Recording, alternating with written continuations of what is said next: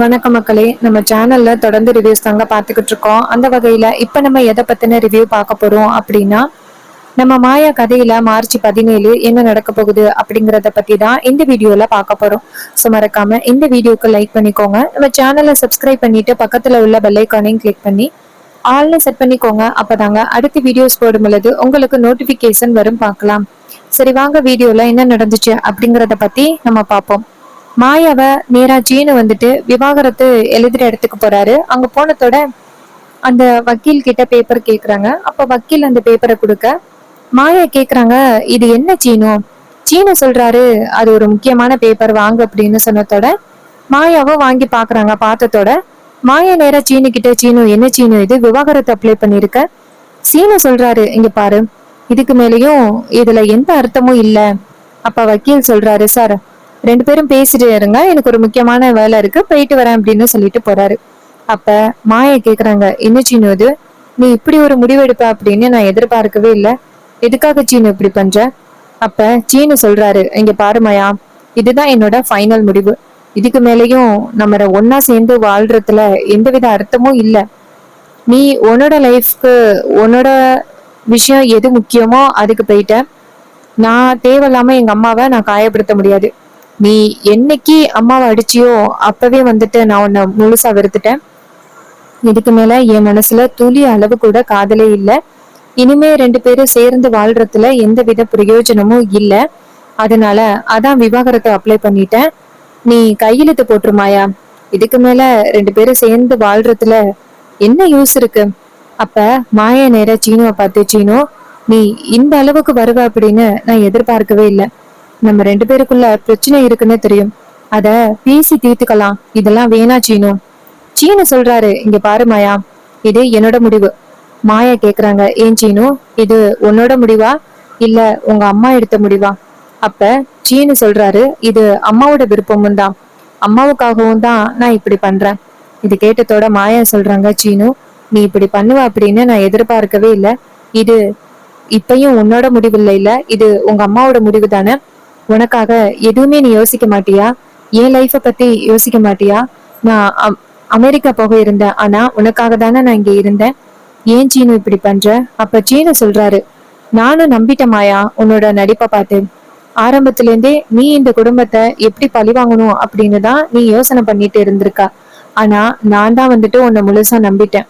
அம்மா ஆரம்பத்துல இருந்தே சொன்னாங்க, இவ இந்த வீட்டை பழிவாங்கறதுக்காக தான் வந்திருக்கா அப்படின்னு ஆரம்பத்துல இருந்தே சொல்லிட்டு இருந்தாங்க. ஆனா நான் தான் நம்பாம இருந்துட்டேன். இப்ப ஒவ்வொன்னா நடக்கையில தான் தெரியுது, நீ உண்மையாவே இந்த குடும்பத்தை பழிவாங்க தான் வந்திருக்க.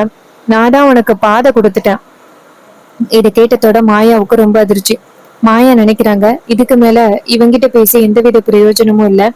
இவன் நம்மள முழுசா வெறுத்துட்டான், இதுக்கு மேலயும் இவன் கூட நம்ம போராடுறது ரொம்ப வேஸ்ட் அப்படின்ட்டு மாயா நேரா சீனுவை பார்த்து, இங்க பாரு, உனக்கு இதுல கையெழுத்து தானே வேணும், நான் போட்டு கொடுக்குறேன் அப்படின்ட்டு அந்த பேப்பர் எடுத்து கையெழுத்து போடுறாங்க.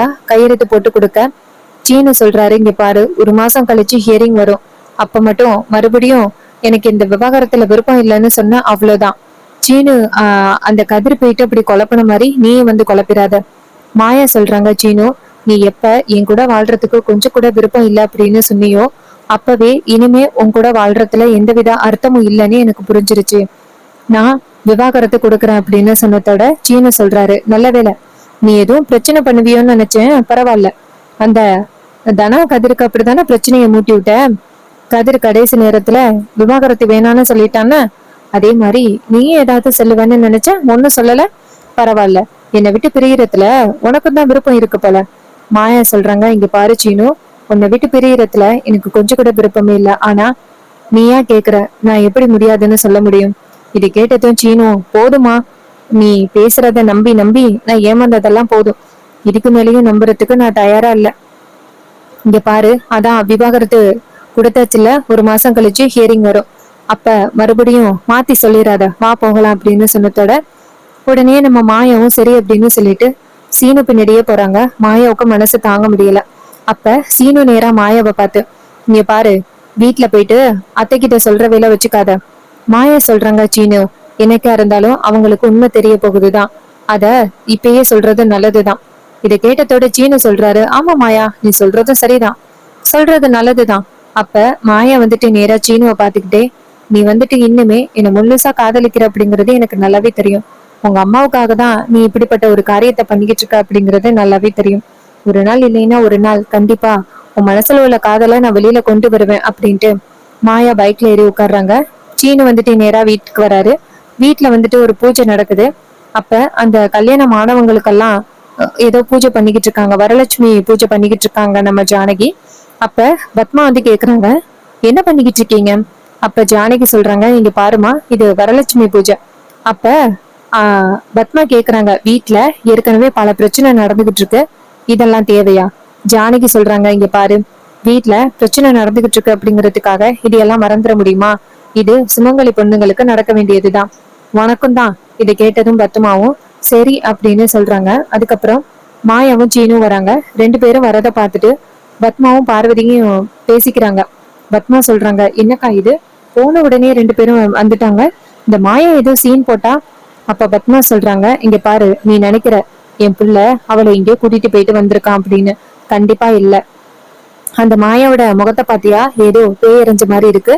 கண்டிப்பா அந்த மாயாவுக்கு சீனி ஏதோ பயங்கரமான ஒரு ஆப்பு வச்சிருக்கான். அதனாலதான் மாயாவோட முகமே இப்படி அரண்டு போயிருக்கு. என் பிள்ளைய சுலபமா ஏமாத்திடலாம் அப்படின்னு அவ நினைச்சுக்கிட்டு இருக்கா.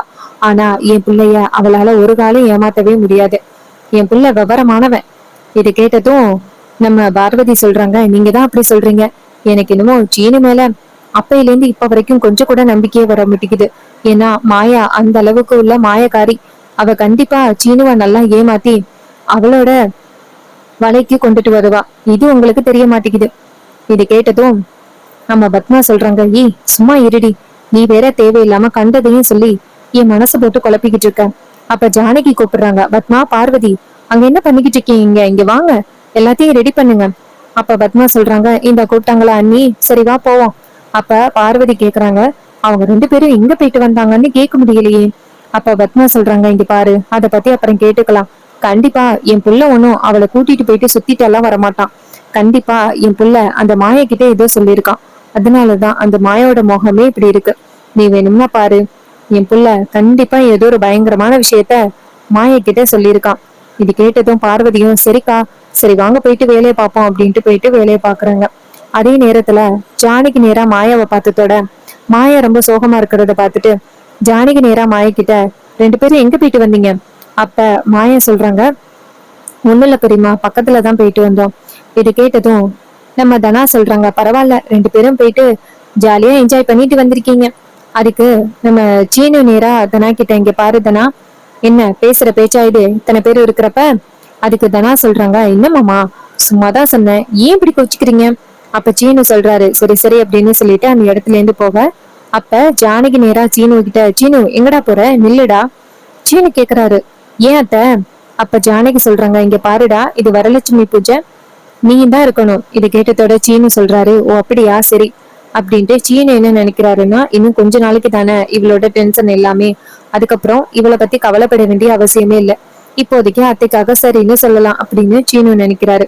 அப்புறமா சீனு நேரா அவங்க அத்தை கிட்ட போயிட்டு, அத்தை இதெல்லாம் எதுக்கு தேவையா அப்படின்னு சொல்ல, அதுக்கு ஜானகி சொல்றாங்க, இங்க பாருடா, இதெல்லாம் தேவைதான், நீ என்ன இப்படி பேசுற? இது கேட்டதும் நம்ம ஜானகி சொல்றாங்க, இங்க பாருடா, இது எல்லாமே ஓ நல்லதுக்காகவும் மாய நல்லதுக்காகவும் தான். நீங்க ரெண்டு பேரும் நல்லா இருக்கணும் அப்படிங்கறதுக்காகவும், ரெண்டு பேரும் ஒன்னா சேர்ந்து ஹாப்பியா இருக்கணும் அப்படிங்கறதுக்காகவும் தான் இந்த பூஜை நடக்குது. அப்ப சீனு நினைக்கிறாரு, நான் இவ கூட சேர்ந்து வாழ போறேனா, இன்னும் கொஞ்ச நாள்ல இவளுக்கு நான் விவாகரத்து கொடுக்க போறேன், இதை தெரியாம அத்தை பேசிக்கிட்டு இருக்காங்க அப்படின்னு சீனு நினைக்கிறாரு.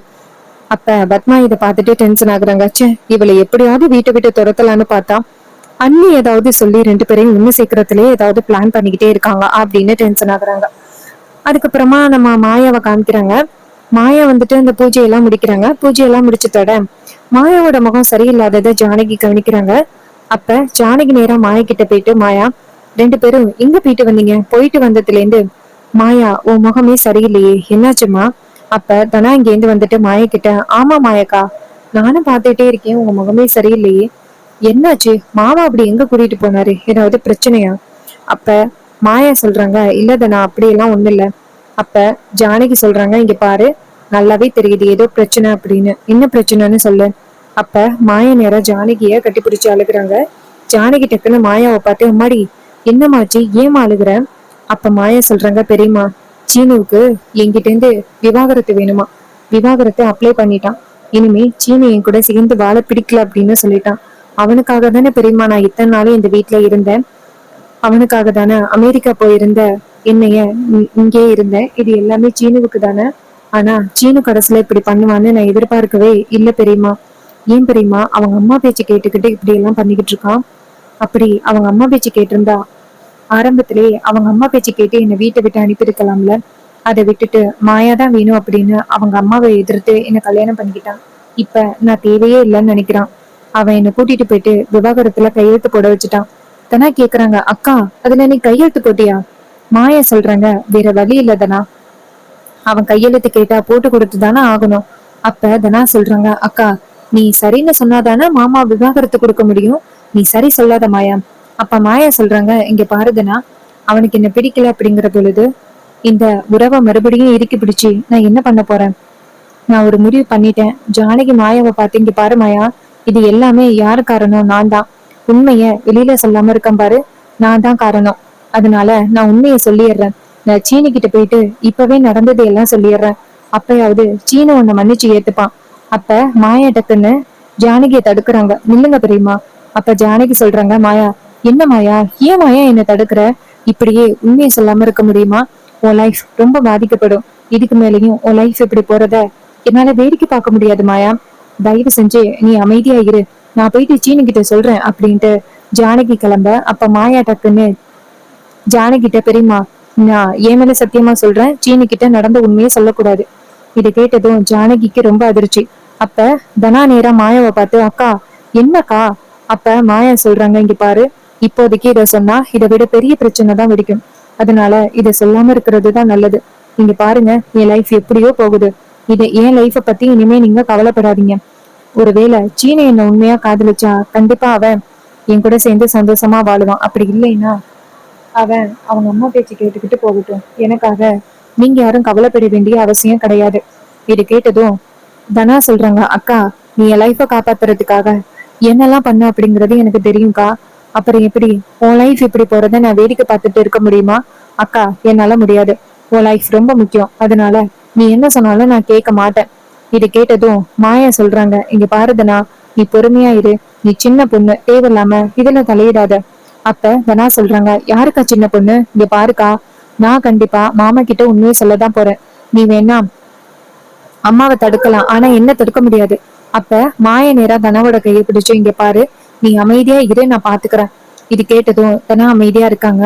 ஜானகி சொல்றாங்க, இங்க பாரு மாயா, ஏன்டா இப்படி பண்ற? மாயா சொல்றாங்க, இங்க பாரு தனா, நீ மட்டும் உண்மையை சொன்னீன்னா பெரியப்பாவால தாங்கிக்க முடியுமா? இந்த வீட்டுல பெரியப்பா நம்புறது உன்னை மட்டும்தான். நீ இந்த மாதிரி ஒரு விஷயத்த பண்ணிருக்க அப்படின்னு பெரியப்பாவுக்கு தெரிஞ்சிச்சுன்னா அவரால கண்டிப்பா துளி அளவு கூட தாங்கிக்கவே முடியாது. என்னைக்குமே அவரு உன்னை மன்னிக்கவும் மாட்டாரு. அவரு கோவத்துல தவறான முடிவு எடுக்கிறது கூட நிறைய வாய்ப்பு இருக்கு. நீ தயவு செஞ்சு இந்த மாதிரி ஒரு முடிவு எடுக்காத. நீ பொறுமையா இரு. இது கேட்டதும் நம்ம தனா சொல்றாங்க, அக்கா என்னக்கா நீ இப்படி சொல்ற? எப்படிக்கா என்னால அமைதியா இருக்க முடியும்? உன் லைஃப் இப்படி போறத என்னால வேடிக்கை பார்த்துட்டா இருக்க முடியும் அப்படின்னு சொல்லிட்டு ரொம்ப கவலைப்பட. அப்ப மாயா சொல்றாங்க, இங்க பாருங்க, நீ லைஃப் எப்படியோ போகுது, நான் பாத்துக்கிறேன். நீ உங்களோட லைஃப பாத்துக்கிட்டா போதும். இது கேட்டதும் ஜானகியும் சரி அப்படின்னு சொல்லிட்டு, இனிமே உன்கிட்ட பேசி எந்தவித பிரயோஜனமும் இல்ல. எப்படியாவது உன் லைஃப காப்பாத்தணும் அப்படின்னு தான் நாங்க போராடுறோம். ஆனா நீ ஒத்துழைப்பு கொடுக்க மாட்டேங்கிற அப்படின்னு சொல்லிட்டு ஜானகி ரொம்ப அழுதுகிட்டு அந்த இடத்துல இருந்து போறாங்க. அப்ப நம்ம மாயா வந்துட்டு நேரா அவங்க அப்பாவுக்கு ஃபோன் பண்றாங்க. அவங்க அப்பா ஃபோன் அட்டன் பண்ண. அப்ப மாயா அழுகுறாங்க. அவர் கேக்குறாரு, அம்மாடி மாயா என்னமாச்சு? அப்ப மாயா சொல்றாங்க, அப்பா நாளைக்கு ஊருக்கு வந்துடுறீங்களாப்பா? அவர் கிஷோர் கேக்குறாரு, ஏமா என்னாச்சு? மாயா சொல்றாங்க, அப்பா எனக்கு இந்த ஊர்ல இருக்கிறதுக்கே பிடிக்கவே இல்லை, என்னை கூட்டிட்டு போங்க. இது கேட்டதும் அவர் அதிர்ச்சியாகி, ஏமா என்னாச்சு, ஏதாவது பெரிய பிரச்சனையாமா? அந்த ரகுராம் ஏதாவது சொன்னானா? அப்ப மாயா சொல்றாங்க, சேச்ச பெரியப்பா எல்லாம் எதுவுமே சொல்லலப்பா, எனக்கு இங்க இருக்க பிடிக்கல, நீங்க நாளைக்கு வாங்க, ஒரு மாசம் மட்டும் நாங்க இருந்துட்டு வரேன். இது கேட்டதும் கிஷோரும், சரிம்மா நான் வரேன், நான் தான் ரொம்ப நாளா உன்னை கூட்டுக்கிட்டு இருக்கேன்னு, ஆனா நீ தான் வரமாட்டேன்ட்ட. இது கேட்டதும் மாயா சொல்றாங்க, நாளைக்கு வாங்கப்பா. இது கேட்டதோட கிஷோரும் சரி அப்படின்னு சொல்லிட்டு மறுநாள் காலை வீட்டுக்கு கிளம்புறாரு. இன்னொரு பக்கம் மாயா அவங்களோட திங்ஸ் எல்லாம் எடுத்துட்டு அவங்களோட மாடர்ன் ட்ரெஸ்ல கிளம்புறாங்க. இன்னொரு பக்கம் பத்மாவும் நம்ம பார்வதியும் பத்மா நேரா சீனு கிட்ட போயிட்டு, சீனு அந்த மாயாவை நேத்து எங்கடா கூட்டிட்டு போயிட்டு வந்த? அந்த மாயா ரொம்ப ஓவரா சீன் போட்டுக்கிட்டு இருக்கா. அப்ப சீனு சொல்றாரு, அம்மா அவளை எங்கம்மா கூட்டிட்டு போயிட்டு வந்தேன்? இங்க பாருங்க, அவளுக்கு விவாகரத்து கொடுக்கதான் அவளை கூட்டிட்டு போயிட்டு வந்தேன். இதை கேட்டதோட பத்மாவுக்கு இல்ல சந்தோஷம். என்னடா சொல்ற? அதுக்கு சீனு சொல்றாரு, ஆமாம்மா அவளுக்கு விவாகரத்து கொடுத்தாச்சு. 1 மாசத்துல அவ இந்த வீட்டை விட்டு போயிடுவா. இனிமே அவளோட தொந்தரவு நமக்கு இருக்காது. இது கேட்டதும் நம்ம பத்மாவுக்கு ஒரு எல்லையில சந்தோஷம். சீனு என் வயித்துல பாலை வாத்தடா. இங்க பாரு, உனக்கு என்ன ஸ்வீட் வேணும்னு சொல்லு, நான் செஞ்சு தரேன். சீனு சொல்றாரு, அதெல்லாம் ஒண்ணு வேணாமா அப்படின்னு பேசிக்கிட்டு இருக்கும் பொழுதே மாயா அந்த இடத்துக்கு வராங்க. மாயா வந்து தொட பார்வதி நேரா மாயாவை போய் பார்த்து, ஏ மாயா, என்ன சொல்லிக்கிட்டு இருந்த? அக்காவை இப்படி எல்லாம் கிண்டல் பண்ண? அப்ப பத்மா சொல்றாங்க, ஆமா பார்வதி, என்னெல்லாம் கிண்டல் பண்ணா. சீனு கூட அங்க போறேன் இங்க போறேன், இது மாதிரி போன் பண்ணாதீங்க அப்படி இப்படின்னு சொல்லி எப்படியெல்லாம் கிண்டல் பண்ணா. கடைசியில பாத்தியா, என் பிள்ளை இவளுக்கு விவாகரத்து கொடுக்கறதுக்கு தான் கூட்டிட்டு போயிருக்கான்.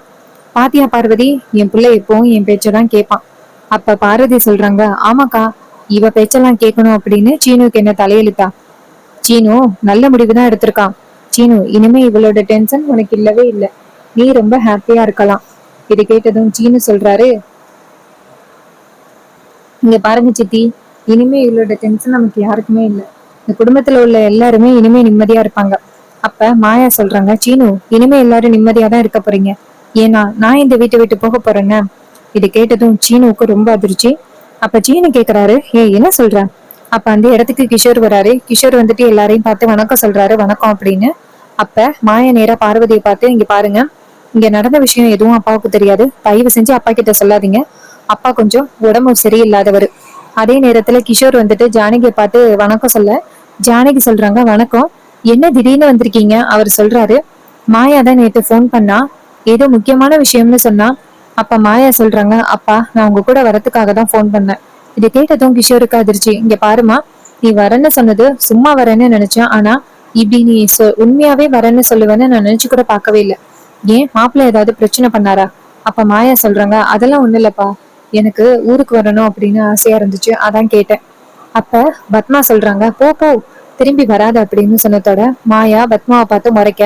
அப்ப கிஷோர் சொல்றாரு, மாயா ஏதாவது பிரச்சனைனா சொல்லுமா. அப்ப மாயா சொல்றாங்க, இல்லப்பா நான் உங்க கூட வந்துடுறேன். இன்னொரு பக்கம் தனா வந்துட்டு ஓடி வந்து, அக்கா என்னக்கா இது, என்னக்கா இப்படிப்பட்ட ஒரு முடிவு எடுக்கிறேன். அப்ப மாயா சொல்றாங்க, இங்க பாருதனா, இதுல எந்தவித மாற்றமும் இல்ல, என் முடிவை யாராலையும் தடுக்க முடியாது, நான் போகதான் போறேன் அப்படின்னு சொன்னதும் தனாவுக்கு ரொம்ப அதிர்ச்சி ஆகுது.